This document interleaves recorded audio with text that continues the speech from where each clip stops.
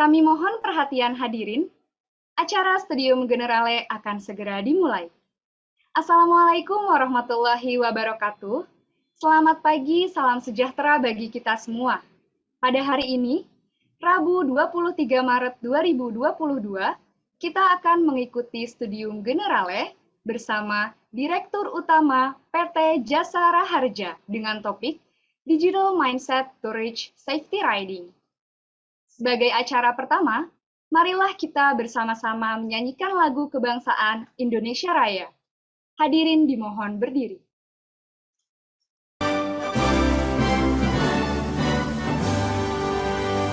Indonesia, tanah airku, tanah tumpah darahku. Di sanalah aku berdiri, jadi pandu di bumi. Indonesia, kebangsaanku, bangsa dan tanah airku. Marilah kita berseru, Indonesia bersatu. Hiduplah tanahku, hiduplah negeriku, bangsaku, rakyatku semuanya. Bangunlah jiwanya, bangunlah badannya, untuk Indonesia Raya. Indonesia Raya, merdeka, merdeka, tanahku, negeriku yang ku cinta. Indonesia Raya, merdeka, merdeka, hiduplah Indonesia Raya. Indonesia Raya, merdeka, merdeka, tanahku, negeriku yang ku cinta. Indonesia Raya, merdeka, merdeka, hiduplah Indonesia Raya. Hadirin disilakan duduk kembali. Selanjutnya, kita akan mengikuti penyampaian sambutan dari Direktur Kemahasiswaan Institut Teknologi Bandung yang sekaligus akan membuka acara pada hari ini. Kami silakan dengan hormat Dr. G. Prasetyo Aditama, SSN, MSN. Baik, terima kasih. Selamat pagi. Assalamualaikum warahmatullahi wabarakatuh. Salam sejahtera. Om Swastiastu, Namo Buddhaya, salam kebajikan. Selamat pagi semuanya, Bapak Ibu.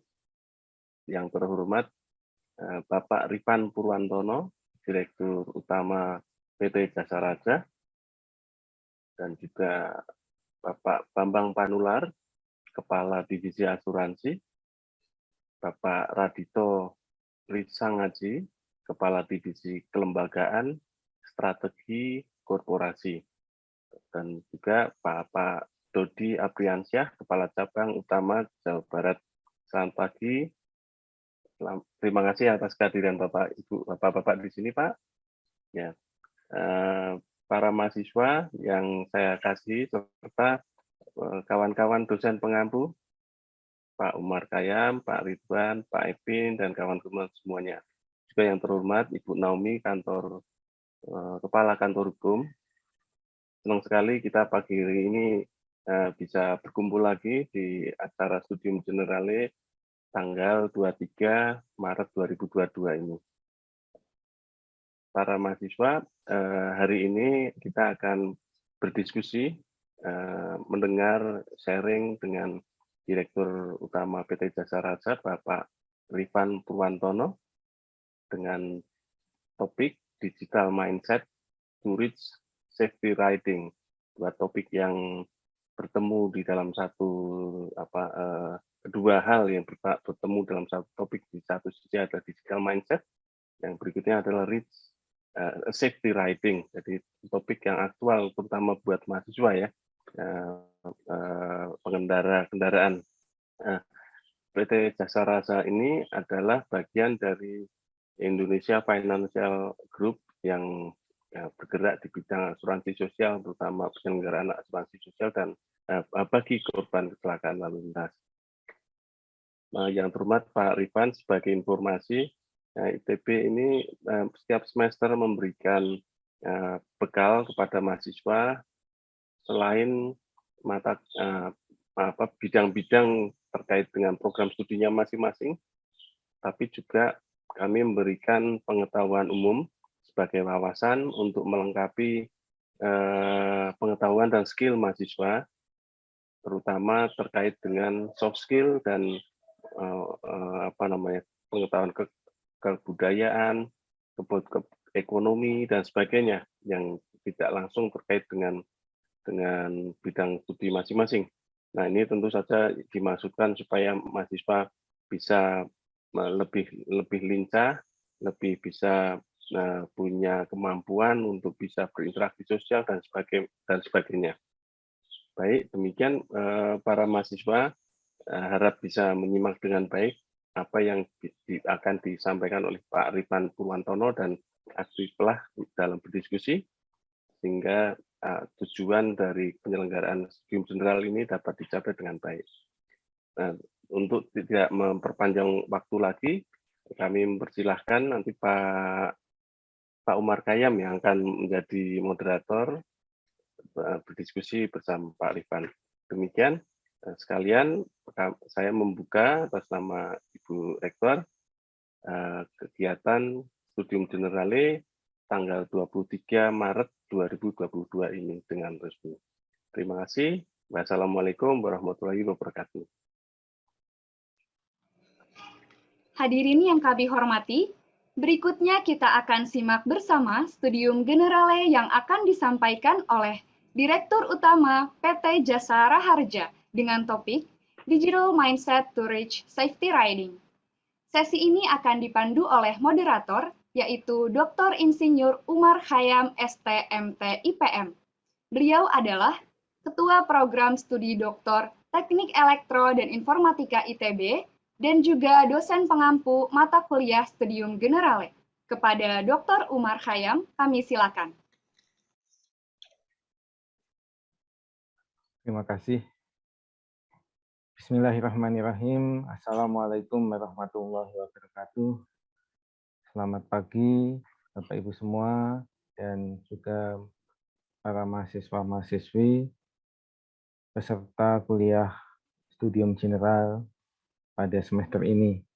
Yang saya hormati Bapak Dr. Andes Rifan Purwantono, MH, JWM, CRGPP, Direktur Utama PT Jasa Raharja. Terima kasih Bapak berkenan untuk memberikan kuliah umum pada Studium General kali ini. Yang saya hormati Bapak Bambang Panular, Kepala Divisi Asuransi PT Jasa Raharja, kemudian Bapak Radito Risangaji, Kepala Divisi Kelembagaan Strategi Korporasi PT Jasa Raharja, dan juga ada Pak Dodi Apriansyah, Kepala Cabang Utama Jawa Barat, dan juga Pak Abdillah, juga yang saya hormati di sini Bu Naomi Haswanto, Direktur Humas ITB, yang saya hormati Bapak Dr. Prasetyo Aditama, ini Direktur Kemahasiswaan ITB, juga Bapak-Bapak dan Ibu-Ibu dosen pengampu Studium General, dan juga Bapak Ibu dosen yang berkenan hadir di sini, juga tentu mahasiswa-mahasiswi peserta kuliah Studium General ITB yang saya banggakan. Alhamdulillah pada hari ini kita mendapatkan pembicara yang sangat spesial, Bapak Dr. Andes Rifan Purwantono, Direktur Utama PT Jasa Raharja, yang insya Allah akan memberikan kuliah tentang digital mindset to reach safety riding. Jadi saya sampaikan sebelumnya kepada Pak Rifan, kuliah ini akan dibagi menjadi dua bagian. Yang pertama adalah pemaparan dari Pak Rifan selama 1 jam kira-kira. kemudian akan dilanjutkan nanti dengan tanya jawab dan diskusi selama 15 menit sampai 30 menit. Nah, adik-adik para mahasiswa, ini kita semua tentu setiap hari ya, hampir setiap hari ini menggunakan ini ya, jasa transportasi atau paling tidak kita itu menggunakan jalan raya ya, baik jalan kaki maupun dengan kendaraan. Maka sangat penting bagi kita untuk memahami ya tentang keselamatan dalam berkendara dan juga asuransi ya yang diberikan oleh PT Jasara Harja dalam ini ya menjamin ketika ada misalkan kecelakaan, dan PT Jasara Harja ini telah lama ini ya, telah lama ada dari tahun 60-an, ini berarti sudah sekitar 60 tahun, dan tidak hanya memberikan santunan kepada kecelakaan, pada korban kecelakaan jalan raya, yang saat ini kematian karena kecelakaan di jalan raya ini menjadi penyebab kematian nomor 1 ya di Indonesia ini. Dan ini juga Jasara Harja selain memberikan santunan kepada korban kecelakaan juga memberikan tindakan preventif ya untuk mencapai keselamatan dalam berkendara dan juga mencapai kecelakaan sama dengan 0 ya. Dan Pak Rifan insya Allah di sini akan memberikan pelajaran kepada kita tentang pola pikir digital atau digital mindset untuk mencapai keselamatan dalam berkendara.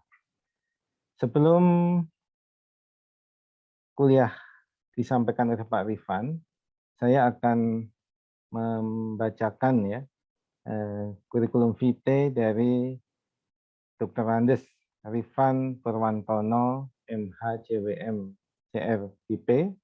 Beliau lahir di Kudus, 26 September 1965. Ini Kudus ini ada di Jawa Tengah ya. Jadi beliau dan saya ini lahir di satu provinsi dan juga pada bulan yang sama. Saya lahir di Solo, Jawa Tengah pada bulan September juga. Nah, kemudian beliau menempuh S1 di Universitas Gadjah Mada dan S2 Magister Hukum di Universitas Pelita Harapan. Kemudian beliau telah malang melintang ini dalam manajemen dan pengelolaan BUMN. Pada tahun 2016 sampai 2017, beliau adalah General Manager PT Bank Bukopin. Kemudian pada tahun 2018 sampai 2020, beliau adalah Direktur Konsumer PT Bank Bukopin. Kemudian tahun 2020, beliau adalah Direktur Keuangan PT Kereta Api Indonesia. Dan tahun 2020 sampai 2021, Pak Rifan ini menjabat sebagai Direktur Utama PT Bank KB Bukopin. Dan dari tahun 2021 sampai sekarang, beliau adalah Direktur Utama PT Jasara Harja. Jadi pengalaman beliau dalam manajemen BUMN ini sangat luar biasa. Mudah-mudahan nanti Pak Rifan juga bisa men-share juga begitu ya, bagaimana pengalaman beliau dan bagaimana bisa mencapai semua ini, di samping juga menyampaikan topik utama digital mindset to reach safety riding. Baik, saya persilahkan kepada Pak Rifan Purwantono untuk memulai kuliah umum pada hari ini. Terima kasih, Pak Rifan. Baik, terima kasih, Mas Umar ini, karena satu kampung ya, Pak. Alhamdulillah, Umar Khayyam, terima kasih. Sehat. Bismillahirrahmanirrahim. Assalamualaikum warahmatullahi wabarakatuh. Waalaikumsalam warahmatullahi wabarakatuh. Salam sejahtera buat kita semua. Selamat pagi dan semoga sehat semua. Pak Umar Khayyam yang saya hormati, terima kasih. Kemudian Pak Prasetyo Aditama, terima kasih Pak. Berkenan memberi kesempatan kepada saya maupun ini seluruh insan jasa raja yang hadir pada kesempatan pagi hari ini. Bu Naomi, terima kasih. Kemudian Bapak, Ibu dosen pengampu dan mahasiswa yang saya banggakan. Terima kasih. Jadi mata kuliah Studium Generale ini menarik ya. Izinkan Pak Umar pada waktu mempersiapkan materi ini apa yang pas kira-kira gitu ya. Mudah-mudahan ini berkenan pas dan insya Allah nanti saya akan ceritakan sedikit juga dari pengalaman saya. Silakan dibantu di-share saja, biar nanti saya tinggal bicara next sesuai saran. Jadi Bapak Ibu dosen juga rekan-rekan mahasiswa, sedikit cerita dulu tentang apa sih sebetulnya Jasara Harja. Jadi mengenal keselamatan dan transportasi Jasara Harja. Next. Jadi Jasara Harja ini memegang amanah dari negara untuk menjalankan amanah Undang-Undang 33 dan 34. Next, 33 ini memang lahir di tahun 64, cukup lama Pak. Ini waktu itu lahir gara-gara ada beberapa kecelakaan besar, baik kereta api maupun pesawat di tahun 60-an. Kemudian pemerintah tidak cukup mempunyai dana untuk memberikan sumbangan atau memberikan santunan kepada masyarakat yang tertimpa kecelakaan pada waktu itu. Sampai mereka pada waktu itu sebagian dari baik pemerintahan, pengusaha, iuran Pak pada waktu itu untuk memberikan santunan. Terpikir kondisi seperti itu, dibuatlah Undang-Undang 33 ini, terutama untuk memberikan santunan kalau terjadi kecelakaan, baik dari bis, kapal, kereta api, pesawat udara, sekarang sampai dengan angkutan sungai. Jadi semua angkutan masyarakat. Nah, dasar hukum ini, next, ini juga sudah diperjelaskan, bukan cuma Undang-3, tapi juga Peraturan Pemerintah Nomor 17, yaitu tentang pertanggungan wajib kecelakaan penumpang, dan termasuk tata cara pelaksanaannya. Tarif iuran wajib, next, ini sebetulnya tidak besar. Sampai dengan hari ini, kalau pesawat, jadi kalau Bapak Ibu dosen atau rekan-rekan mahasiswa naik pesawat, pasti ada tuh Pak, di bawahnya 5.000. Itu iuran wajib pesawat udara, IBPU. Kereta api Rp120, bis Rp60. Jadi tidak besar, tetapi ini bagian dari asuransi gotong royong ya, yang dipersiapkan jika terjadi kecelakaan. Tentu Bapak Ibu rekan-rekan mahasiswa tahu kecelakaan terakhir Balikpapan ya. Itu bukan IW, tapi itu lebih kepada SW nanti. Yang terakhir yang kecelakaan yang menarik lagi setelah Balikpapan itu yang muncul adalah Jogja, sebuah bis pariwisata. Nah, ini di sini. Jadi santunan wajib yang diberikan karena penumpang membayar iuran wajib. Dan besarannya adalah seperti yang saya sampaikan, maksimal 5.000 hanya pesawat udara. Nah, ternyata tidak mudah sebuah perusahaan korporasi di bawah naungan BUMN untuk melakukan kepatuhan masyarakat, terutama pengusaha ya, yang melakukan collection terhadap iuran wajib. Next, beberapa development yang mau tidak mau dilakukan adalah kita kembangkan aplikasi namanya JRku. Mereka dikenalkan aplikasi, memberikan isian penumpang, gitu ya.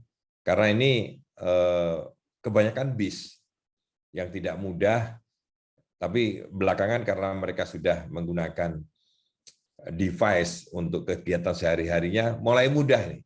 Belakangan dalam 2-3 tahun terakhir. Walaupun tingkat kontribusinya masih sedikit. Di sisi lain, yang membangun mau tidak mau adalah melakukan host to host. Namun kita tahu bahwa penumpang yang bisa dilakukan host to host manifest, yaitu kereta api. Jadi Pak Umar, saya tadi mungkin sedikit dari teman-teman yang kalau salah, kurang sedikit redaksinya. Saya waktu di kereta api itu direktur keuangan dan IT, Pak. Oh iya. Jadi maka saya tahu bagaimana topologinya gitu ya, penataan, dan kebetulan pada waktu bicara di perbankan saya mengembangkan digital banking, digital transaction gitu ya. Salah satu transformasi PLN juga saya yang membidangi waktu itu. Nah, walaupun basic saya bukan dari IT gitu ya, tetapi saya hanya melihat bahwa customer experience, customer needs gitu ya. Kemudian saya potret sebagai user requirement, akhirnya membentuk pelayanan-pelayanan berbasis digital.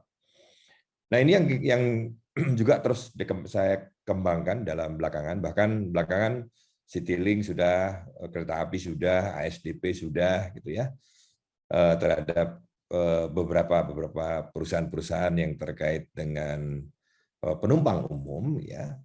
Namun demikian masih terus dikembangkan karena ketika tidak bisa dilibatkan menjadi host to host, maka kegiatan menggunakan aplikasi adalah salah satu solusinya. Nah, bagaimana dengan Undang-Undang 34? 34 ini berbeda dengan Undang-Undang 33. Justru next 34 ini adalah tentang dana kecelakaan lalu lintas, yang diutamakan adalah pemilik kendaraan. Jadi next ini juga dijelaskan dengan PP nomor 18 ya, sama kalau tadi PP 17 18. Nah, next ini tarifnya nih. Paling tinggi hanya 160.000. Ya. Jadi SWD KLLJ itu adalah selalu rekan-rekan rekan-rekan mahasiswa ya, atau adik mahasiswa ini kalau bayar STNK di belakang itu pasti ada tuh SWD KLLJ, sumbangan wajib dana kecelakaan lalu lintas jalan. Nah itu muncul pasti ada biayanya, tergantung dari kriterianya, jenisnya dan sebagainya. Yang menarik next, ternyata tidak banyak mereka yang melunasi SWD KLLJ-nya. Artinya mereka juga tidak melunasi pajaknya. Kalau nanti kita ke belakang, saya juga tampilkan itu, Bapak Ibu dosen dan rekan-rekan mahasiswa. Ternyata masyarakat yang patuh masih di bawah 50%. Nah ini trennya seperti ini, jadi tapi ini bisa dikatakan ya mungkin karena terjadinya pandemi gitu ya, karena PPKM ya. Tapi alhamdulillah di roda 4 naik nih, hampir 4,48%. Artinya kalau dari tahun ke tahun, ya dengan grafik seperti ini di tengah COVID-19 dibanding dengan IW, ya karena memang kendaraan umum kemudian jadi berhenti, ini jauh lebih bagus. Nah, inilah kalau kita mau lihat yang tadi saya 50 di bawah 50% next. Ternyata kalau kita lihat, kita ambil 10 besarnya saja gitu ya. Dari potensi kendaraan, presentasi yang belum lunas, ini masih kecil. Ya, yang lunasin hanya sekitar 40%, 45 gitu ya. Ada di beberapa daerah yang tertib 52%, 53% seperti Aceh. Jumlah seperti ini sebetulnya bukan jumlah yang bagus, tapi masih kita rasakan bahwa kewajiban terhadap masyarakat terhadap pembayaran pajak yang berdampak pembayaran SWD KLLJ ini kemudian menjadi berkurang. Padahal setiap accident ya selalu kita verifikasi dan tidak pernah. Nanti ini akan menjadi pertanyaan ya, bagaimana kalau kita nggak bayar pajak? Ya kalau Anda cuma terlambat bayar pajak ya tetap harus kita berikan santunan gitu kalau Anda kecelakaan. Karena pemerintah hadir untuk melindungi Anda ketika Anda mendapatkan kecelakaan. Makanya di dalam perbedaan kita dengan asuransi lain, Pak Umar Khayyam juga Bapak Ibu sekalian, ini jarang yang mau santunan Pak sebetulnya Pak. Kalau ditawarin udah nggak mau gitu. Karena harus ada kecelakaan dulu. Tapi di sisi lain bahwa kewajiban melunasi ini juga masih kecil. Baik, inilah gambaran sedikit rekan-rekan mahasiswa ya, mahasiswi yang penting bahwa inilah bisnis utama yang terus kita kembangkan dengan digital.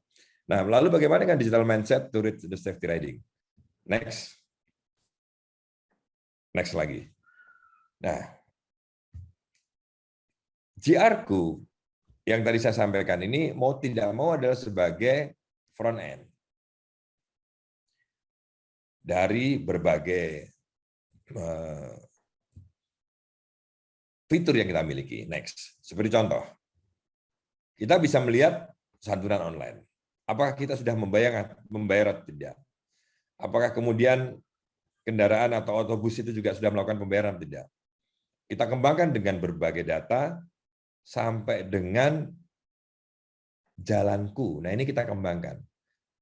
Jalanku ini adalah satu potret yang saya pikir ini penting gitu ya untuk kita miliki, kita gunakan. Jadi Bapak Ibu dosen, pengampu juga mahasiswa bahwa kalau kita pakai Google sekarang, ya kita di-remind belok kiri, belok kanan 100 meter dan sebagainya. Kita nggak pernah di-remind adanya kemacetan. Lalu ada muncul aplikasi Waze atau Waze gitu ya, yang kemudian merimain tersebut ya. Bahkan di Google Maps juga mulai merimain dengan tanda warna dan sebagainya.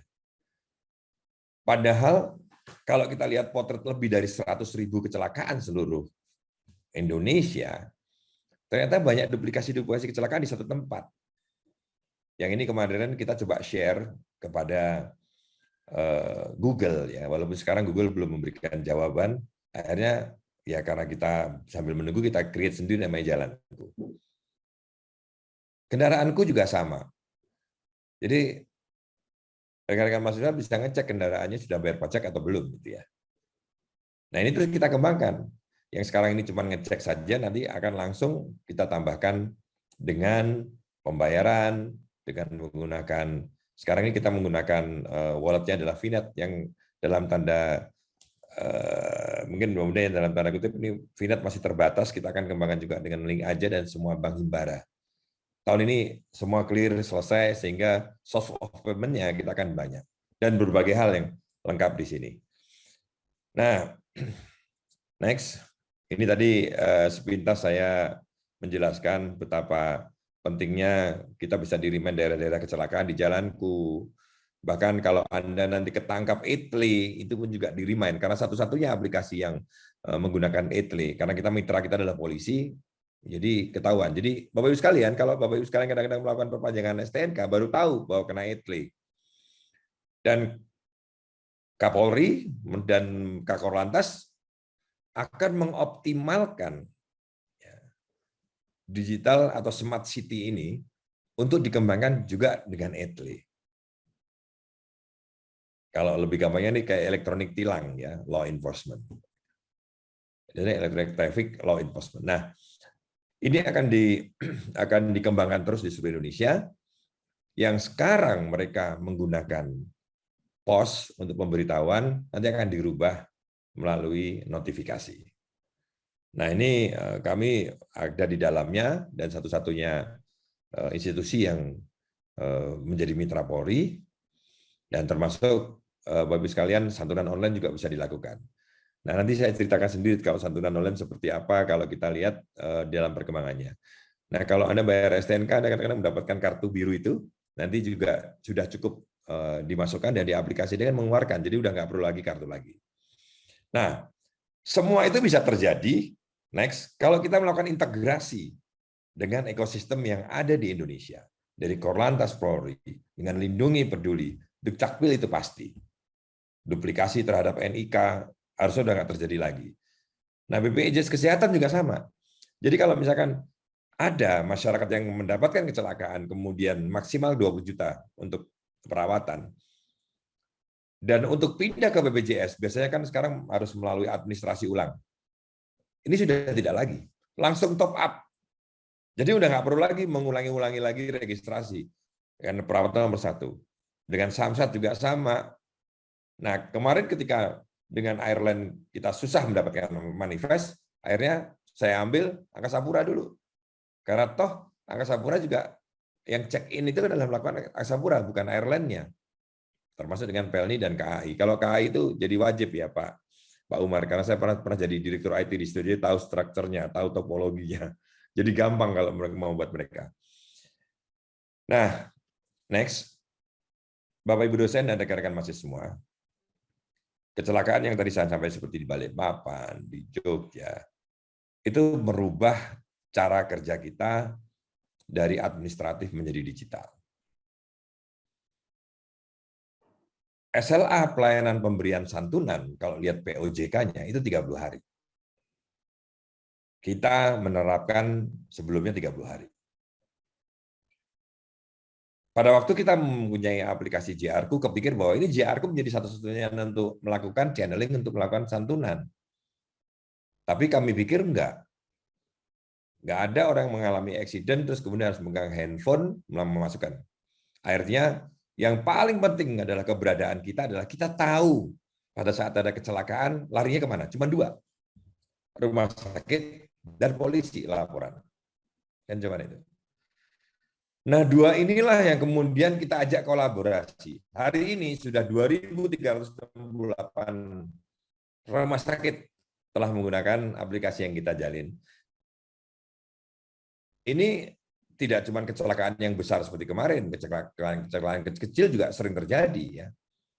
Dan ini menjadi ukuran bagi kita semua. Maka di sini hadir Pak Dodi yang membawai Jawa Barat, tahu persis gitu ya, bagaimana menjaga SLA.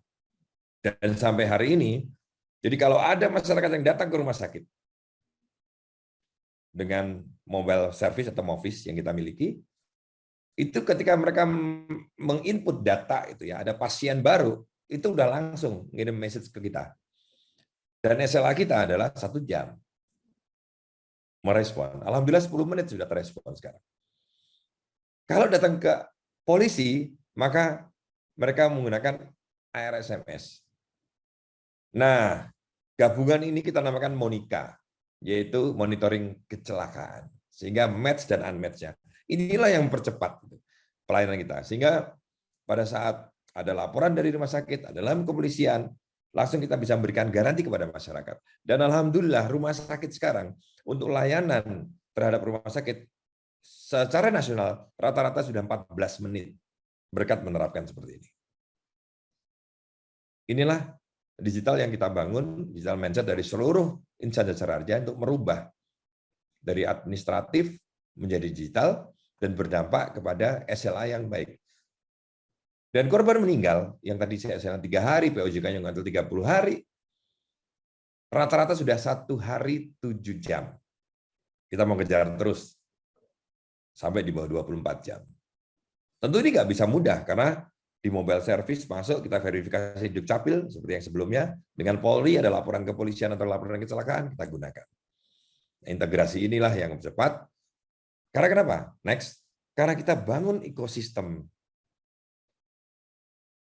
dari hulu ke hilir agar one stop service ini kita bangun dengan baik sehingga melakukan verifikasi ini dengan cepat. Inilah perubahannya. Bahkan pada saat kami berulang tahun kemarin 1 Januari, kita kenalkan juga dashboard yang bisa dimonitor oleh seluruh pihak, terutama internal maupun mitra. Next, yaitu data dashboard kecelakaan. Menarik, Bapak Ibu dan rekan-rekan mahasiswa. Ketika membangun dashboard seperti ini, kita tahu provinsi, kota, kecamatan terbanyak kecelakaan seperti apa. Inilah yang tadi kemudian dikembangkan di JR-Ku maupun dengan Google, gitu ya, dengan jalanku. Jalan-jalan yang sering terjadi kecelakaan kita tahu. Kecamatan yang terbanyak, ini maaf kalau kecil, tapi kalau lihat bahwa gambar yang merah di bawah garis-garis itu menandakan tingkat fatalitas atau tingkat korban meninggalnya lebih tinggi. Hijau itu hampir rendah. Tapi udah merah, kuning, pasti ada korban meninggal dunianya.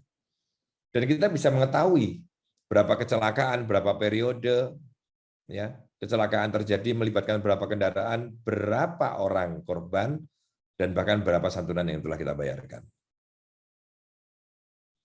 Nah, ini menandakan bahwa inilah salah satu pengembangan digital yang kita lakukan, sehingga kita bisa memberikan respon yang cepat untuk bisa melayani masyarakat.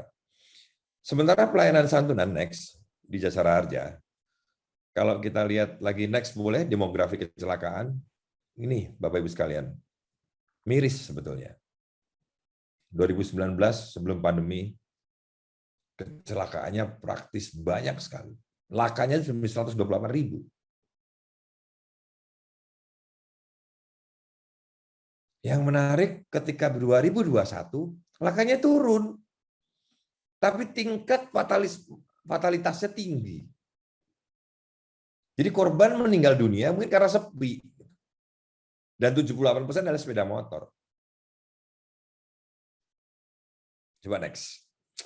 Nah, ini terlihat kalau kita lihat demografi ini bahwa ternyata ada kondisi-kondisi yang penting bagi kita, ya, dari jumlah lakanya. Kalau MD itu adalah jumlah meninggal dunianya, luka-luka itu LL di atas. Kita tahu. Nah, kalau kita lihat per cabang ini adalah satu wilayah provinsi. Mana yang tertinggi kita? Jawa Timur itu memang paling banyak. Bahkan kita tahu di jam berapa yang merupakan jam-jam yang berpotensi kecelakaan. Yaitu 18 sampai 21. Nah, ini tentu nggak selesai seperti ini. Kita akan kembangkan terus. Nah, ini semoga mahasiswa ini kemudian menjadi menarik gitu ya. Next. Karena ternyata dampak kecelakaan ini 68% itu adalah pria. Dan Bapak Ibu sekalian, kemarin pada waktu melakukan penelitian, beberapa lembaga yang melakukan penelitian ini, dari total kecelakaan, 61% itu berdampak kemiskinan. Makanya setiap memberikan santunan, selalu kita pastikan penggunaannya, gitu ya. Walaupun kita nggak bisa ngatur, kita hanya bisa memberitahukan. Dan ini adalah profil yang kita bisa lihat bahwa bagaimana masalah umurnya, ternyata umur produktif, 26 sampai 55. Dan ini memperlihatkan betapa pentingnya ya kita melihat demografi ini. Akhirnya Jasara Harja ini tidak hanya berpikir memberikan santunan, tapi kita juga punya tugas melakukan pencegahan. Pencegahan melalui digitalisasi, pencegahan melalui beberapa kegiatan-kegiatan seperti safety riding. Ini kan juga potret dari safety riding kita lakukan. Kalau kita tahu bahwa kita mengenalkan. Tadi betul-betul saya itu akan ngejar gitu ya. Bagaimana kita bisa betul-betul bisa share. Karena saya punya lebih dari 25.000 titik berpotensi kecelakaan untuk diingatkan kepada siapapun dan kita bisa memberikan dan bisa digunakan oleh masyarakat.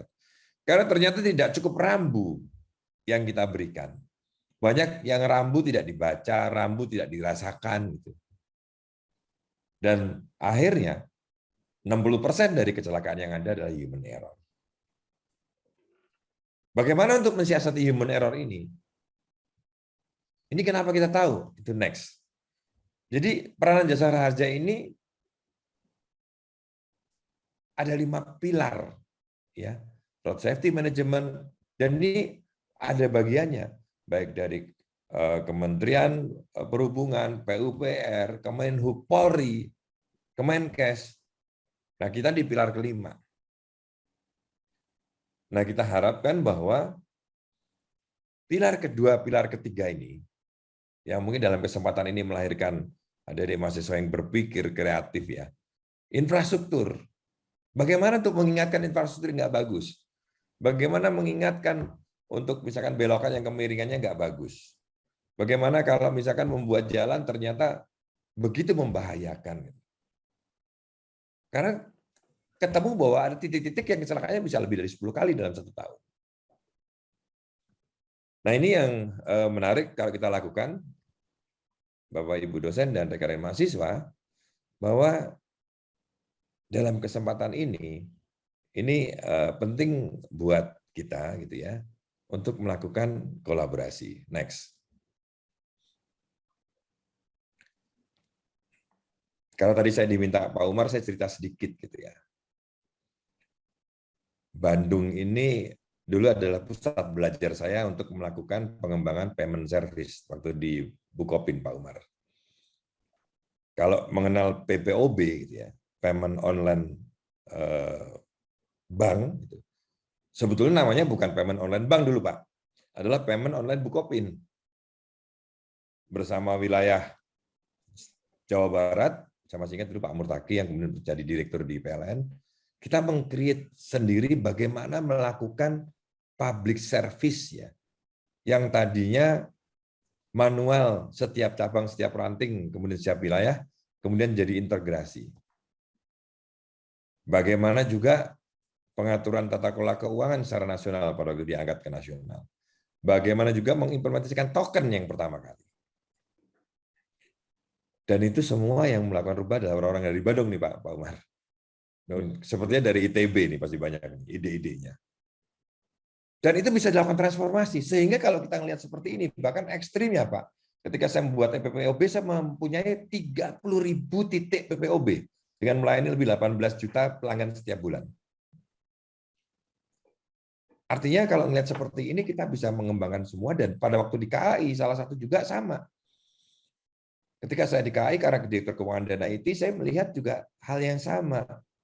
Bahwa KAI ini 90% bayarnya masih di loket waktu itu, Pak.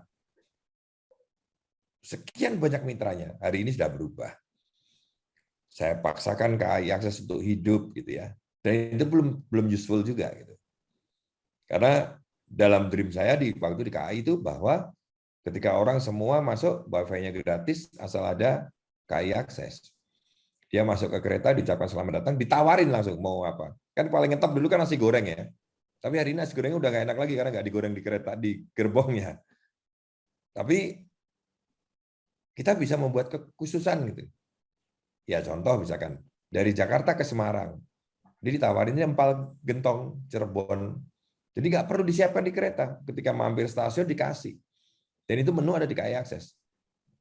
Menu-menu kuliner. Dan itu hasil dari kuliner dipastikan bisa memberikan kontribusi 15-20% dari margin kalau dilakukan dengan benar. Nah sama ketika bicara di Jasara Harja, gitu, belum banyak masyarakat yang merasakannya karena memang nggak berharap merasakan. Tetapi ketika membutuhkan, bagaimana kita bisa memberikan lebih cepat dirasakan oleh masyarakat. Bagaimana kita memberikan santunan agar masyarakat yang mengalami kecelakaan langsung ditangani di rumah sakit.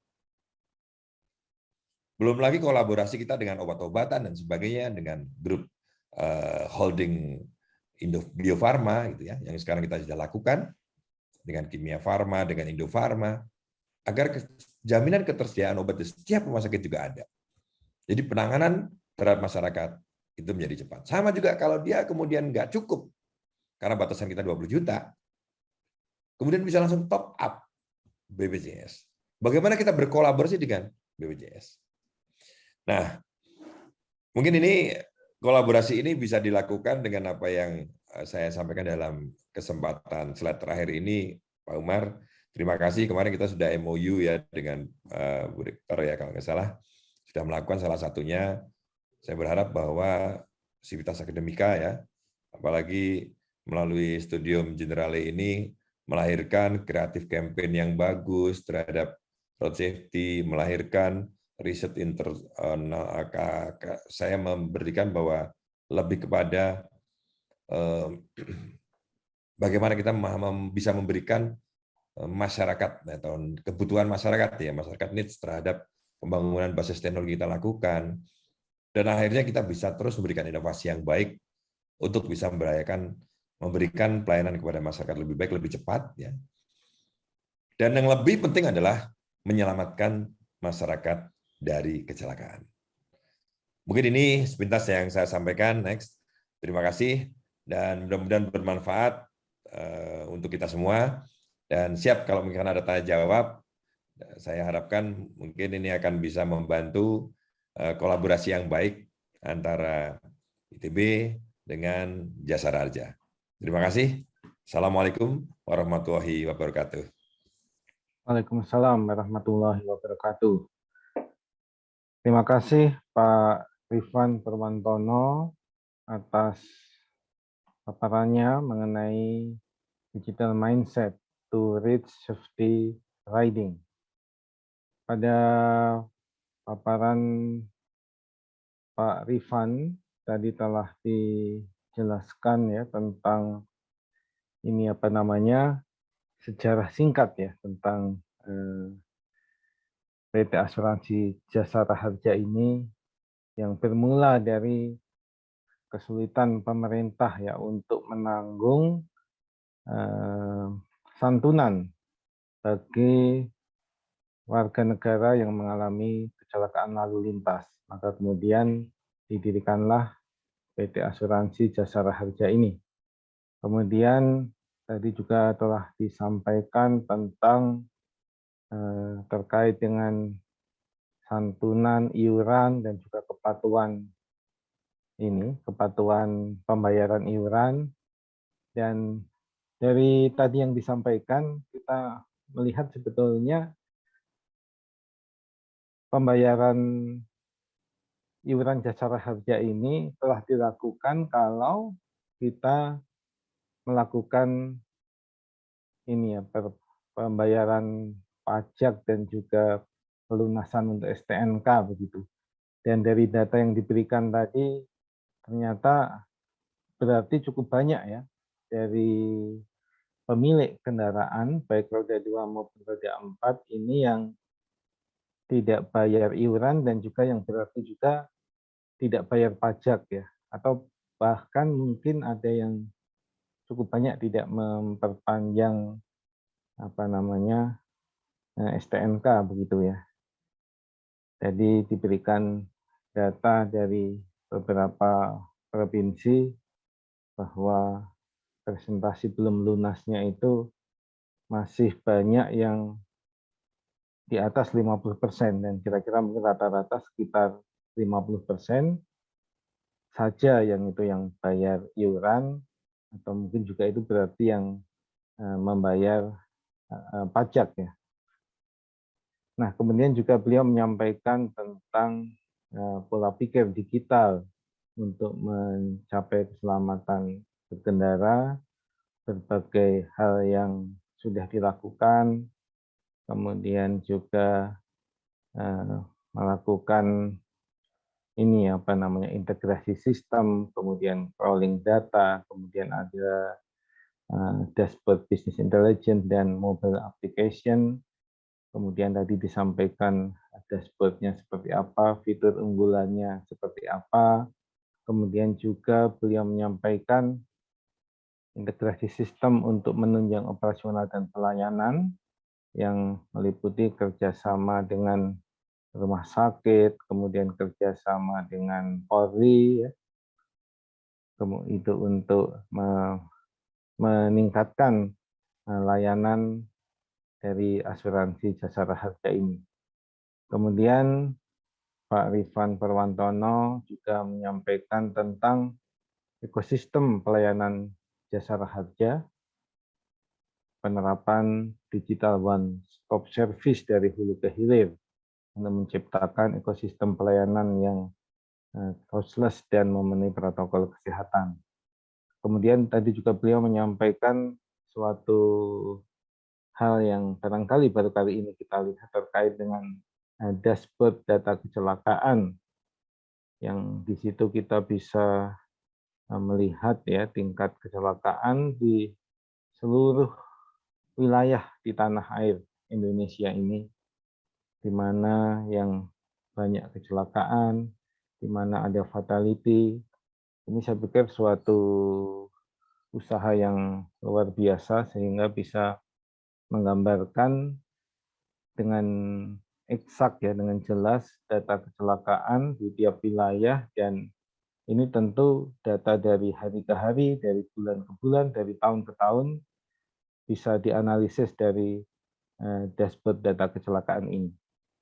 Kemudian juga beliau menyampaikan tentang pelayanan santunan jasara harja dan menyampaikan demografi kecelakaan di Indonesia berdasarkan data penyerahan santunan jasara harja. Kemudian juga dari data kecelakaan ini memang luar biasa ini ya. Jadi data di tiap tempat, kemudian juga data santunannya yang sudah disalurkan bisa terlihat dengan baik melalui dashboard yang sudah dikembangkan oleh PT Jasara Harja ini. Kemudian juga beliau menjelaskan tentang peranan jasara harja dalam mengurangi kecelakaan lalu lintas dan untuk mencapai keselamatan berkendara melalui 5 pilar. Tadi ada manajemen road safety, kemudian safer road, safer vehicle, safer people, dan ada post crash. Kemudian juga beliau menyampaikan upaya PT Jasara Harja untuk melakukan kolaborasi dengan universitas untuk dalam rangka meningkatkan keselamatan berlalu lintas, menciptakan inovasi-inovasi, baik secara akademis maupun pembuatan konten kreatif yang dapat bermanfaat dalam menekan angka kecelakaan. Jadi cukup banyak yang disampaikan oleh Pak Rifan Purwantono, dan sekarang saya akan membuka sesi diskusi dan tanya jawab. Ini mahasiswa ini dapat memberikan pertanyaannya, komentarnya melalui kolom chat pada Zoom ini. Ini sudah ada beberapa pertanyaan Pak Rifan Purwantono. Saya akan membacakan satu demi satu. Ini mungkin nanti tiap pertanyaan mungkin bisa langsung dijawab, Pak ya. Yang pertama ini ada dari Ariel Marvelli dari Prodi Kimia ITB. Ini saya ingin bertanya, apakah pendekatan informasi pada masyarakat mengurangi kecelakaan transportasi? Selain itu, apakah ada strategi lainnya dari pihak Jasara Harja dalam menekan angka kecelakaan? Silahkan Pak Rifan. Jadi Saudara Ariel ini menanyakan dua pertanyaan ini. Apakah ada pendekatan informasi pada masyarakat untuk mengurangi kecelakaan transportasi? Kemudian yang kedua, selain itu, apakah ada strategi lainnya untuk mengurangi kecelakaan lalu lintas ini? Ya, terima kasih Pak Mas Ariel. Jadi ada beberapa hal yang kita rubah gitu ya, cara pemberian informasi atau komunikasi gitu. Bahwa ini kalau mau cerita sedikit nih Pak Ariel atau Pak Umar gitu ya, saya kebetulan pernah menjadi direktur utama yang memimpin bank di masa sulit, yaitu Bukopin waktu itu. Mungkin semua dengar di tahun 2020 kan hampir saya sudah di KAI, dan sempat cross clearing, mau ditutup, kemudian saya diminta kembali lagi walaupun saya pernah di sana gitu. Dan pada waktu itu media yang paling aktif, efektif gitu ya, sebuah bank yang betul-betul telah diras itu adalah komunikasi masyarakat dengan baik. Dan saya ciptakan itu, ya kalau hari ini di searching itu di Google itu pasti akan muncul lebih banyak berita saya yang menyelamatkan bank. Pada saat melihat bagaimana masyarakat paham tentang pentingnya berkendara dengan baik, berkendara dengan selamat. Contoh simpel aja, safety belt gitu ya. Yang saya langsung mencoba mengkomunikasikan safety belt itu, Mas Ariel, pada waktu pertama kali dibuat, muncul ide-ide membuat kan kita kalau duduk safety belt nggak dipakai mobil kan bunyi alarmnya selalu bunyi Pak Umar ya. Tit gitu.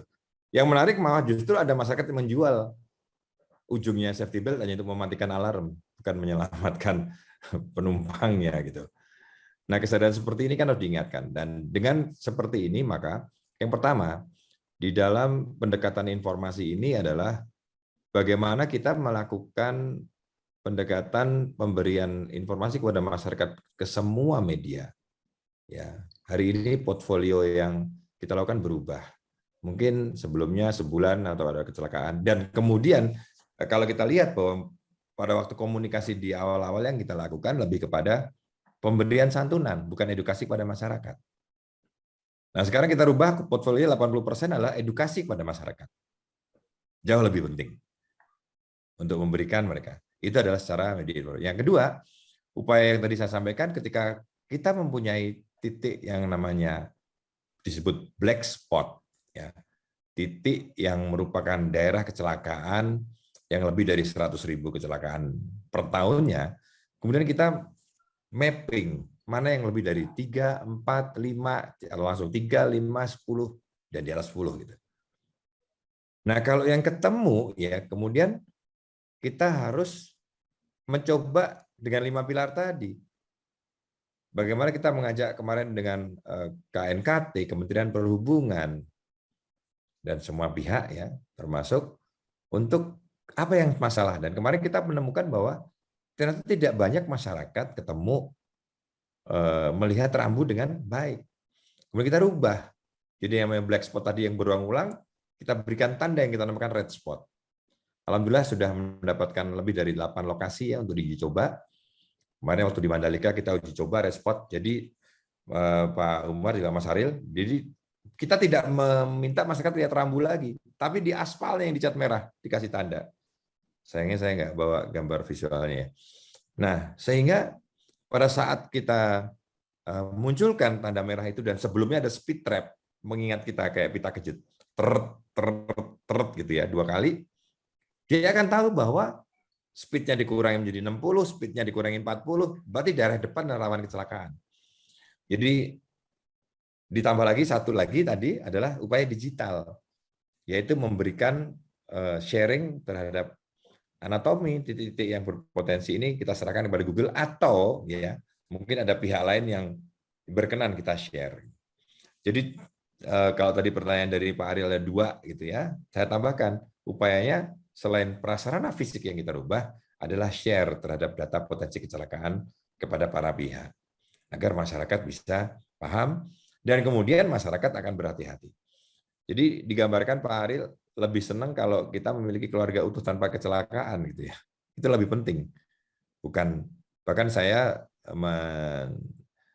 mewanti-wanti istilahnya memberikan pesan kepada semua BOD, Bapak Direksi ya, bahwa pencegahan tolong dilakukan lebih banyak. Lebih baik kita mengeluarkan anggaran untuk pencegahan daripada mengeluarkan anggaran untuk santunan. Karena tetap masyarakat menjadi nggak lengkap, udah nggak sehat gitu ya. Dan ini yang kita lakukan. Terima kasih Pak Ariel. Terima kasih Pak Rifan.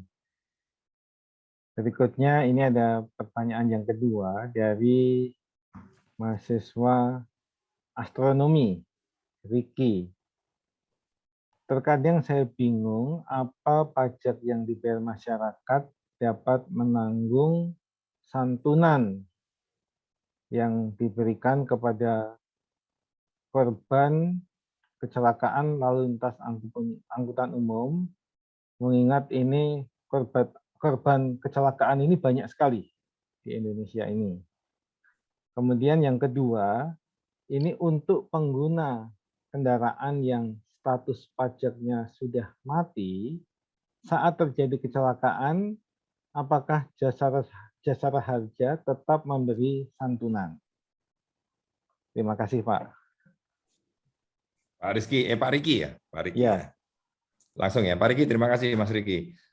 Jadi itulah yang saya sampaikan di awal bahwa jasara harja ini adalah asuransi yang disebut juga asuransi sosial. Kalau lihat besarannya nggak banyak, ya bahkan kendaraan termahal hanya 160.000, Kemudian untuk iuran wajib hanya 5.000. Tapi kita semenjak dilahirkan, alhamdulillah sampai saat ini, bahkan telah terjadi peningkatan santunan pada tahun 2017, ya, meningkat 2 kali lipat 100%, yang dari 20 juta menjadi 50 untuk meninggal. Ya alhamdulillah kita tetap bisa survive. Karena memang ini dibentuk sebagai asuransi gotong royong. Tidak ada investasi pengaturan keuangan yang sangat baik. Tidak ada investasi yang salah. Pengalokasian setiap hasil sumbangan wajib, iuran wajib adalah digunakan untuk persiapan sebagai sifat seperti likuiditas gitu ya. Jika terjadi penarikan. Sebagai informasi, ketika 1 tahun kita menerima pungutan sekitar 4 sekian triliun ya. Tahun 2021 kita membayarkan 2,4 triliun untuk pembayaran premi gitu. Dan alhamdulillah kita masih mampu memberikan ya, dan kemudian kita juga bisa memberikan pelayanan jauh lebih cepat gitu. Lalu bagaimana dengan pajak yang mati, Mas Riki? Jadi memang tidak bisa dipungkiri ketemuan kita banyak yang pajak yang mati. Kalau terjadinya kecelakaan itu masih bisa ditoleransi, biasanya kalau yang ada sekarang ini himbauan kita ketika ada laporan ke polisian, kemudian kita masukkan dan ternyata pajaknya mati, tetap kita berikan santunan. Tapi kemudian ada himbauan pembayaran pajak terlebih dahulu biasanya gitu. Setelah selesai dan sebagainya, nanti ada kewajiban mereka. Sekalian mengingatkan, inilah manfaatnya sumbangan wajib yang mereka bayarkan bagi masyarakat yang saat terjadi eksiden membutuhkan perawatan. Terima kasih, Pak Riki. Ya, jadi meskipun jumlah kecelakaan lalu lintas di Indonesia ini sangat besar, ini semuanya masih bisa ditanggung, Pak ya, oleh PT Jasara Harja. Kemudian juga yang tidak bayar pajak pun itu tetap disantuni, begitu Pak ya. Ya, karena prinsip asuransi kita kan bukan yang seperti ada premi bisa klaim kan, bukan. Ya. Memang Jasara Harja hadir untuk masyarakat Indonesia. Baik, terima kasih Pak Rifan. Berikutnya ini ada pertanyaan yang ketiga, ini dari Nicholas William Sugiarta, ini dari Prodi Kimia. Izin bertanya, bagaimana cara kita dapat memastikan secara spesifik klasifikasi penduduk yang mengalami kecelakaan lalu lintas?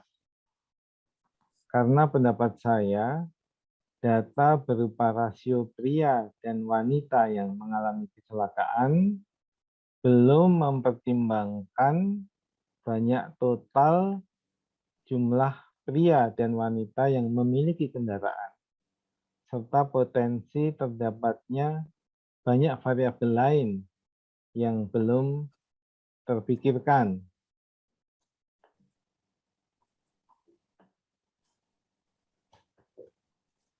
Begitu, Pak. Ya, jadi begini, betul Pak. Jadi kita memang tidak memapping kendaraan pria itu banyak atau enggak. Memang kendaraan pria pasti lebih banyak, karena memang faktor dari mobilitas pria lebih banyak.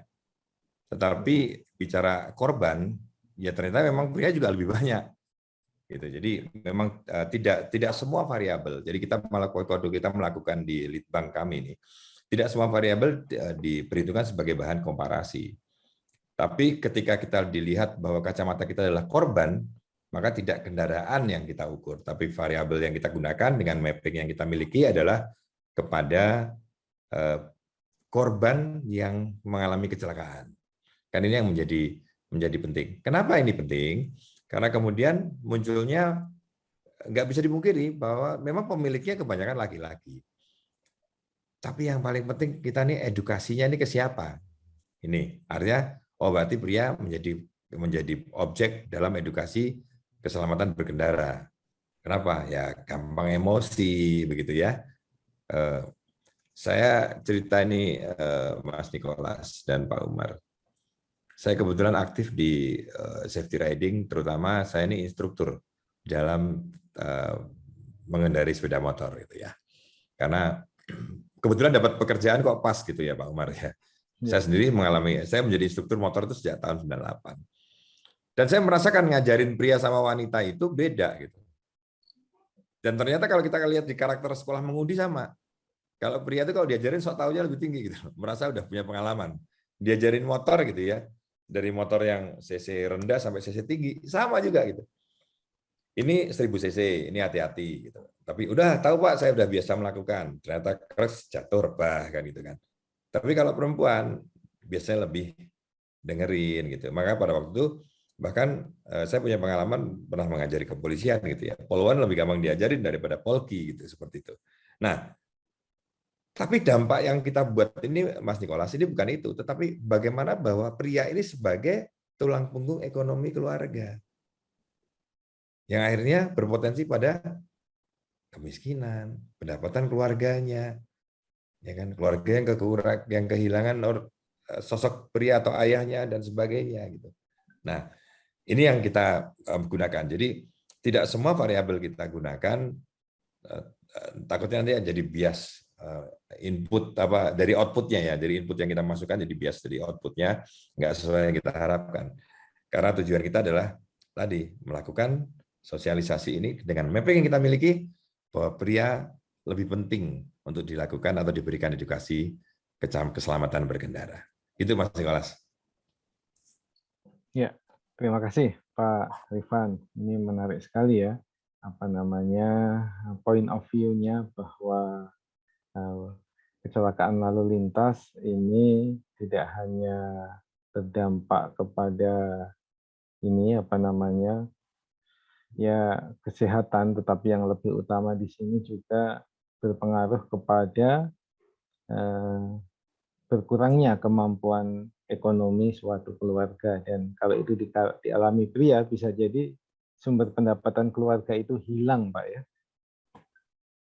Baik, ini saya akan bacakan pertanyaan berikutnya. Ini dari Antoni, ini mahasiswa meteorologi, 108 ini meteorologi.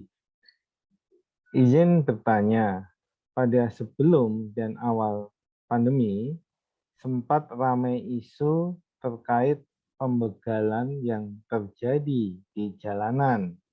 Pertanyaannya, apakah layanan pemberian santunan lalu lintas juga meliputi kasus-kasus seperti pembegalan dan kasus kejahatan yang terjadi di jalan raya? Selain itu, saya juga penasaran terkait santunan yang diberikan ini dalam bentuk apa, Pak? Apakah seperti layanan di rumah sakit atau uang cash saja begitu, Pak? Terima kasih. Ya, makasih Pak Antoni. Yang pertama, kalau pembegalan udah kriminal, bukan lalu lintas. Ya, jadi itu berbeda konteksnya ya. Kecelakaannya pada waktu dia pembegalan pasti bukan kecelakaan lalu lintas. Itu pasti akan terpisah. Yang berikutnya pembayarannya ini pembayaran semua kalau ke rumah sakit sesuai dengan billingnya rumah sakit atau tagihan rumah sakit. Tapi ketika santunan meninggal dunia sudah tidak ada cash lagi, tapi harus dimasukkan ke rekening dari keluarga korban atau ahli waris. Itu Pak. Ya, baik. Terima kasih Pak Rifan. Berikutnya ada pertanyaan dari Rifki Nafis. Ini 102, ini prodi fisika. Saya Rifki Nafis ingin bertanya lebih lanjut terkait program kolaborasi, ini berarti kolaborasi PT Jasara Harja dengan universitas, bagian research dan intensif untuk penelitian tentang keselamatan lalu lintas. Apakah ada pendanaan dari pihak Jasara Harja dan bagaimana alur kegiatannya, bagaimana mekanismenya? Terima kasih sebelumnya. Ya, makasih Mas Rifki. Jadi riset and internship ini, internalship ini sebelumnya lebih kepada bagian dari MOU kita dengan pihak universitas. Jadi kegiatan riset, penelitian ya tentang keselamatan lalu lintas yang kita lakukan dengan latar belakang akademis masing-masing. Yang kita harapkan seperti memberikan output yang baik. Jadi tentang funding ya pasti bukan funding dari semua kegiatan bisa masuk melakukan riset, enggak. Pasti akan disepakati dulu gitu kan bahwa di dalam kerjasama riset ini dengan MOU ini di bidang apa saja dan outputnya seperti apa. Tidak serta-merta semua mahasiswa bisa mengajukan enggak gitu. Jadi tetap harus jadi satu dengan bagian dari MOU yang kita lakukan. Tapi dalam penyelenggaraan riset ini tentu kita akan mendukung ya proses penelitiannya, karena penelitian ini kan berdampak kepada output kebijakan. Ini pemahamannya begini, Mas Rizky, bahwa kebijakan kita ambil ini bukan semata-mata untuk korporasi, karena kita kan bentuk asuransi sosial itu bukan korporasi murni gitu, tapi lebih kepada bagaimana ini juga bisa muncullah peran kami gitu ya di dalam upaya penyelamatan dan penyadaran berkendara masyarakat. Nah, sehingga ada kesan bahwa bukan mengurangi santunannya gitu. Karena kalau santunan nggak kita berikan juga lebih baik kita berikan kepada upaya penelitian, upaya pencegahan kecelakaan atau safety riding gitu ya. Nah, itu yang kita harapkan. Jadi masyarakat tetap utuh, masyarakat tetap ada dalam keluarganya, kecelakaan lebih rendah ya, tingkat fatalitas lebih rendah gitu. Yang kita harapkan seperti itu. Nah, kalau udah seperti ini, maka ini akan menarik. Ini satu gambaran nih, gara-gara pertanyaan Mas Yuki ini saya gambaran untuk rekan-rekan mahasiswa juga. Izin Pak Umar ya. Ya. Berkali-kali ketika saya masuk menekuni di perusahaan ini gitu ya, bahwa ternyata yang paling penting itu adalah kedisiplinan masyarakat. Upaya dari mana? Yaitu upaya dari penegakan hukum. Berapa sih yang sadar keluar pakai helm? Merasa dekat gitu ya, cuman ke warung, padahal warungnya lewat jalan raya. Pas kecelakaan nggak pakai helm, sehingga tingkat fatalitasnya tinggi. Tapi kalau kita lihat gitu ya, bahwa penegakan hukum yang baik adalah dengan data yang atau kolaborasi secara digital yang bisa kita lakukan dengan baik, yaitu data pemilik kendaraan bisa dihubungin, ya kan? Kalau terjadi pelanggaran bisa dilakukan notifikasi, sehingga dia tidak melanggar lagi. Kita masih belajar, nggak usah jauh-jauh lah. Kalau bicara masalah tata kelola lalu lintas yang Belanda, ya kan, dan kemudian Inggris gitu ya. Jadi ini contoh. Banyak teman-teman saya ketika punya SIM internasional pergi ke sana pasti aja dapat notifikasi melanggar gitu. Yang dia merasa bahwa saya melanggar rambu, nggak ada yang lihat. Tapi kenapa? Kameranya yang melihat. Nah inilah tadi etre tadi gitu. Jadi akan lebih penting nanti kalau misalkan hasil-hasil riset ini bagaimana meningkatkan kesadaran masyarakat gitu ya, sehingga mereka tahu bahwa akan ada penegakan hukum gitu.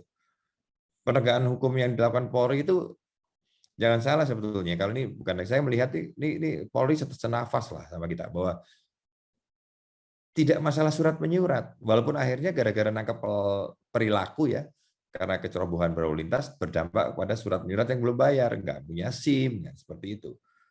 Tapi kan kesan yang muncul kan ini kayaknya yang diperiksa cuma surat, bukan. Lebih penting adalah memberikan peringatan terhadap perilaku masyarakat yang salah untuk berlalu lintas. Ya akhirnya kayak kejadian kemarin tol di kecelakaan tunggal gitu. Nggak dibayar, memang nggak akan dibayar. Karena dari Undang-Undang 34, bahkan PP 18-nya pun ngatur. Kecelakaan tunggal enggak. Dan ternyata betul kan, ketemu bahwa pengemudi membahayakan, megang handphone. Dan itu terekam. Pada saat kejadian salah satu artis itu saya bersama Direktur Operasional Jasa Marga pada waktu itu. Karena memberitahukan kepada Direktur Operasional Jasa Marga, kemudian saya kontak, dan akhirnya jadi bukti untuk Polda Jawa Timur untuk menangkap si pelaku. Nah, ini akan dioptimalkan itu. Nah, ini maka butuh support dari Sivitas Akademika, dari TB ya, mudah-mudahan nanti banyak sekali ide-ide yang untuk kita gunakan sebagai basic penelitian, dan kita akan support untuk melakukan ini bersama untuk menghasilkan output yang baik buat masyarakat dan bangsa kita. Terima kasih. Ya, terima kasih Pak Rifan. Jadi upaya peningkatan kesadaran masyarakat dan penegakan hukum terhadap pelanggaran lalu lintas ini rupanya menjadi faktor utama ya dalam rangka untuk mengurangi tingkat kecelakaan lalu lintas. Berikutnya ini pertanyaan yang keenam ini ya dari mahasiswa, ada Anugrah Boiska Fatur dari program studi Teknik Perminyakan ITB. Saya ingin bertanya, kalau kita lihat pertumbuhan kendaraan yang melunasi ini biaya asuransi ini ya, naik secara jumlah tapi turun secara persentase kenaikan. Saya ingin bertanya, kira-kira apa yang menyebabkan hal ini terjadi dan juga apa langkah ke depan Jasara Harja untuk mengatasi hal ini. Terima kasih sebelumnya. Oke, terima kasih, Mas Anugrah. Jadi ada ukuran yang harus sama antara tiga pihak, Jasara Harja, kemudian kepolisian dan pemerintah provinsi dan pemerintah daerah. Karena memang ini yang paling penting untuk menjadi bahan komparasi. Ukurannya adalah apakah pendapatan daerah melalui pajak atau jumlah masyarakat yang patuh. Karena kalau kita lihat pada dasarnya, ternyata muncul kendaraan baru. Seluruh Indonesia hampir 1 juta kendaraan baru. Tetapi kendaraan baru pun kelihatan profilnya di tahun kedua, ketiga mulai terlambat bayarnya. Lalu apa upayanya? Nah, kita memberikan fakta ini kepada pemerintah daerah dan provinsi, ya, bahwa inilah kepatuhan masyarakat masih rendah. Kalau kepatuhan ditingkatkan 10%, berdampak peningkatan pendapatan asli daerahnya mereka. Ketika PAD yang meningkatkan, mereka bisa melakukan kegiatan dengan baik ya. Infrastruktur yang diperbaiki dan sebagainya. Pengalaman saya datang ke beberapa gubernur, ya, mereka agak kaget gitu. Nah, persamaan persepsi nah ini upaya kita yang kita lakukan. Di kepolisian juga sama. Ketika diberikan seperti ini, gitu kan, kemudian tidak ada upaya lain kok, kecuali diumumkan ada operasi kepatuhan gitu. Baru bayar biasanya. Jadi teman-teman mahasiswa itu sebenarnya, karena saya pernah bersama polisi gitu ya, kalau lihat ada operasi gitu, perilaku dari masyarakat yang bawa dokumen lengkap sama enggak itu kelihatan tuh Pak Mar. Jadi kalau bawa lengkap ya ketemu polisi ya berhenti. Kalau enggak tuh minggir-minggir, pelan-pelan, putar balik malah membahayakan, malah ditabrak lagi sama belakang. Jadi sebetulnya lebih baik ya melengkapin, kan toh pajak itu juga memang menjadi kewajiban kita. Jadi upaya-upayanya seperti itu. Bahkan upayanya kemudian muncul ada pemutihan gitu kan, ada penghilangan denda. Itu kan hanya memberikan supaya masyarakat bisa melakukan pembayaran dengan baik. Itu Mas Anugrah. Terima kasih. Terima kasih Pak Rifan. Ini ada pertanyaan yang ke-7, ini diambil dari yang YouTube ya. Dari mahasiswa Aktuaria, Budi Santoso Asmadi. Pertanyaannya, bagaimana jasa praharja menurunkan average claim cost, biaya klaim rata-rata, dan preventing claim fraud. Jadi bagaimana mencegah penipuan klaim. Mungkin ada yang berpura-pura begitu. Ya, baik, terima kasih. Jadi kalau bicara average cost gitu ya, terhadap average claim ini kita upayanya memang yang pertama tadi dengan upaya-upaya pencegahan gitu yang saya lakukan. Ya kita harap tidak kemudian berharap walaupun nggak bisa dikendalikan karena kecelakaan. Tetapi salah satu upaya yang dilakukan adalah melibatkan para pihak. Apakah kemudian mengingatkan masyarakat, kemudian daerah-daerah yang disebut daerah tertib lalu lintas, itu upaya itu. Seperti itu. Contoh misalkan ada satu daerah kecelakaannya udah jelas gitu, selalu malam. Nah, bagaimana upaya di jalan-jalan itu kayak di Jakarta itu Duren Sawit itu. Pengamanan jam 18 sampai dengan jam 19 sampai jam 20 gitu ya, melalui Polsek, Polres setempat. Nah, ini adalah upaya untuk memastikan mereka tidak overspeed gitu ya, menjaga sehingga tidak ada kecelakaan. Lalu bagaimana dengan potensi klaim fraud? Pasti di dalam perusahaan asuransi beresiko klaim fraud. Tapi paling penting ini ya, Mas Budi, bahwa kita bukan asuransi umum ya. Jadi klaim fraud kita tidak bisa dilakukan dengan gampang karena tidak ada klaim tanpa laporan ke kepolisian. Lalu potensinya bisa jadi nggak polisi dan sebagainya? Oh iya, bisa jadi. Tapi setiap ada kecelakaan, petugas dari kami itu ada di lokasi, Pak. Titiknya di mana kecelakaannya itu verifikasi. Gitu. Jadi nggak bisa langsung semua diterima gitu, nggak. Makanya tidak hanya bisa ke rumah sakit rekomendasi nggak bisa, harus ada laporan kepolisian. Dari kepolisian kemudian merekomendasi lokasinya di mana, seperti apa kecelakaan dan sebagainya. Itu ada verifikasi yang kita lakukan. Nah, sehingga menghindari. Yang berpotensi, apalagi yang berpotensi? Banyak sekali. Nanti nggak cuma masalah klaimnya, tapi jenis obat, pembayaran obatnya. Maka kita sinergi sama BUMN dengan The Pharma. Memastikan harga obat sesuai dengan standar dan sebagainya. Memastikan harga dokter juga sama. Gitu. Memastikan prosesnya pun juga sama. Jadi kalau kecelakaan ringan ya nggak usah di ronsen gitu misalkan. Apakah semua harus dilakukan tindakan yang sama? Enggak. Nah, kita punya kriteria-kriteria yang dibuat. Itulah upaya kita agar klaim fraud kita juga semakin rendah dan semakin baik. Terima kasih, Mas Budi. Ya, terima kasih Pak Rifan. Jadi sudah banyak ya upaya untuk mencegah terjadinya klaim fraud ini ya. Berikutnya ini pertanyaan ke-8 dari Alam Raihan Emir dari Program Studi Teknik Tenaga Listrik ITB.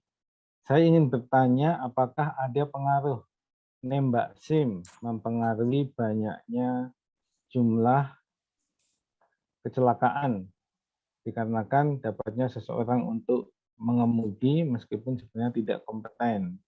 Apakah ada penelitian terhadap topik tersebut? Terima kasih. Ya. Ini terkait nembak SIM, Mbak. Ya, makasih Pak Alam. Memang ini belum ada yang memverifikasi ya nembak apa tidak nembak ya. Gitu. Tapi salah satu cara seperti ini supaya mengetahui. Ya, tadi saya cerita bahwa saya ini kan instruktur ya. Saya pernah mengumpulkan ojek online gitu, motor pada itu di Cibubur, agak cukup banyak lah. Kemudian mereka dikasih pendidikan. Mereka udah punya SIM semua kan? Nggak ada dong namanya ojek online nggak punya SIM gitu. Motornya juga terdaftar itu pasti. Gitu. Kemudian mereka diuji dengan sesuatu yang biasa yang mereka lakukan. Nah, yang menarik adalah kemudian saya men-challenge kepada mereka. Saya coba men-challenge. Bagaimana kalau kita ngelewatin ini dengan speed yang pelan? Nah, itu skill. Itu nggak nembak gitu.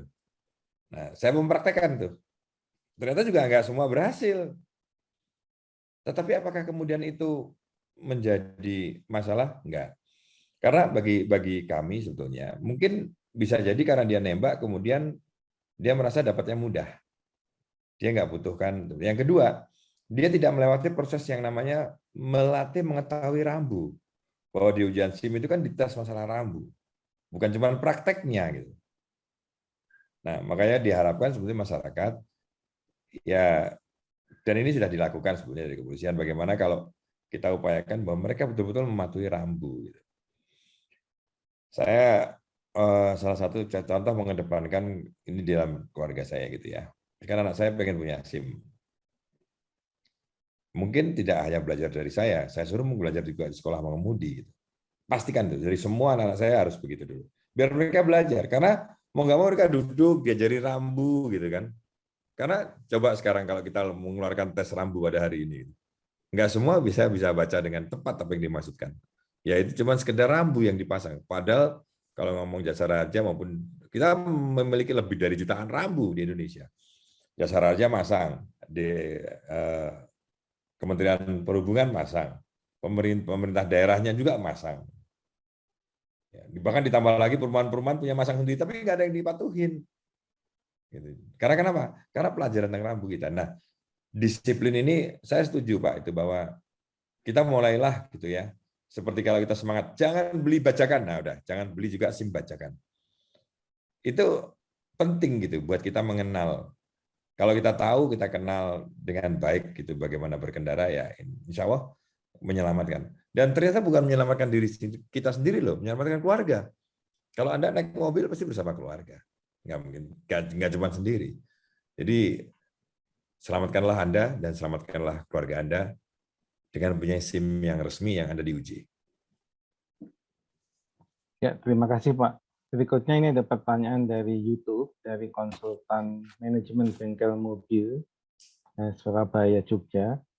Selamat siang, apakah ada kolaborasi antara BPJS Tenaga Kerja dan Jasara Harja? Terima kasih, Pak.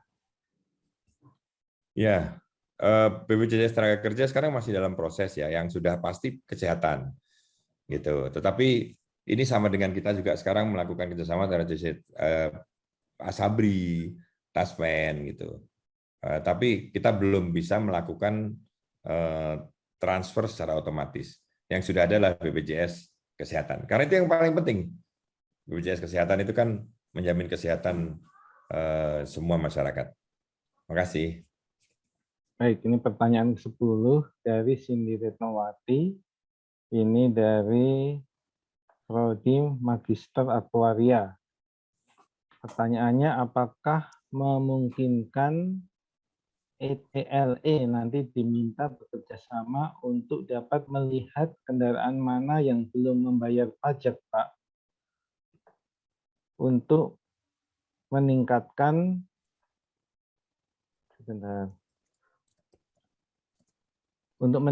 kepatuhan.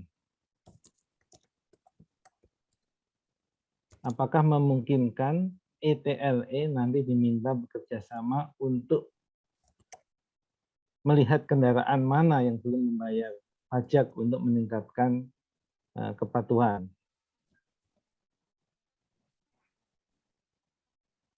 Baik, mungkin saya jelaskan bahwa saat ini kita mempunyai JRQ. Kalau Anda melakukan registrasi nopolnya, pasti nanti kemudian Anda akan mendapatkan notifikasi kalau Anda melanggar ETLE. Betul, jadi akan mendapatkan. Lalu tapi kemudian kalau Anda belum terregistrasi ke JRQ, maka nggak akan mendapatkan. Jadi kalau mau nyoba, silakan Anda download aplikasi, kemudian masuklah ke situ. Nah, tetapi di dalam tahapan berikutnya, saya menawarkan kepada Polri ya, sepanjang database terhadap registrasi kendaraan itu baik, maka kami akan berikan notifikasi, baik yang download maupun yang enggak. Gitu. Jadi yang enggak download pun kalau nomor Anda terverifikasi, kita akan berikan notifikasi Anda telah melanggar ETLE. Gitu, Pak. Ya, terima kasih Pak Rifan Perwantono. Ini sudah ada 10 pertanyaan dan sudah dijawab dengan sangat jelas oleh Pak Rifan Perwantono. Dan alhamdulillah ini kita dapat banyak sekali wawasan terkait dengan asuransi Jasara Harja ini dan peranannya, dan juga terkait dengan digital mindset untuk mencapai keselamatan berkendara. Ini saya mengucapkan terima kasih yang sebesar-besarnya kepada Pak Rifan Perwantono dan juga semua pimpinan dari PT Jasara Harja yang juga menghadiri kuliah umum ini, dan juga semua dosen pengampu dan pimpinan ITB yang hadir di sini. Selanjutnya saya kembalikan kepada MC. Terima kasih. Assalamualaikum warahmatullahi wabarakatuh. Baiklah hadirin, dengan demikian Studium Generale pada hari ini telah selesai. Terima kasih atas perhatian hadirin dalam mengikuti acara ini. Selamat siang, salam sehat selalu. Wassalamualaikum warahmatullahi wabarakatuh.